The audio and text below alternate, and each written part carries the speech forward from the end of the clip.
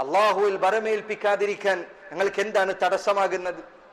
അള്ളാഹുവിൽ ഭരമേൽപ്പിക്കുന്നതിൽ നിന്ന് ഞങ്ങളെ തടസ്സപ്പെടുത്തുന്ന കാര്യം എന്താണ്? വഖദ് ഹദാന സുബുലന, അവൻ ഞങ്ങളെ അവന്റെ മാർഗത്തിലേക്ക് നയിച്ചിട്ടുണ്ട്. അള്ളാഹു അവന്റെ വഴിയിലേക്ക് നയിച്ചിരിക്കെ, ഇസ്ലാം അവൻ തുറന്നു തന്നിരിക്കെ, സിറാത്തുൽ മുസ്തഖീമിലേക്ക് നയിച്ചിരിക്കെ, എങ്ങനെയാണ് അള്ളാഹുവിൽ ഞങ്ങൾ ഭരമേൽപ്പിക്കാതിരിക്കുക?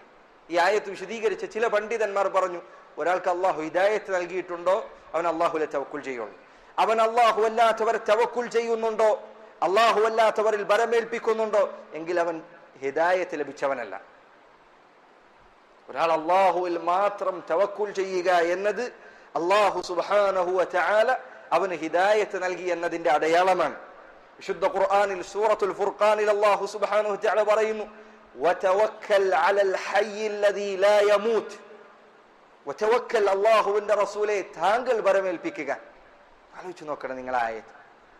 വതവക്കൽ, നബിയെ താങ്കൾ ഭരമേൽപ്പിക്കുക. റസൂലുള്ളാഹി സ്വല്ലല്ലാഹു അലൈഹി വസല്ലമയോട് ഭരമേൽപ്പിക്കാൻ പറയാം. ബാക്കിയുള്ളവരുടെ കാര്യം എന്താ? വതവക്കൽ അലൽ ഹയ്യിൽ ലദീ ലാ യമൂത്ത്. നീ ആരിലാണ് ഭരമേൽപ്പിക്കേണ്ടത്? അൽ ഹയ്യായ റബ്ബിലാണ് ഭരമേൽപ്പിക്കേണ്ടത്. എന്താണ് ഹയ്യ് എന്ന് പറഞ്ഞാൽ?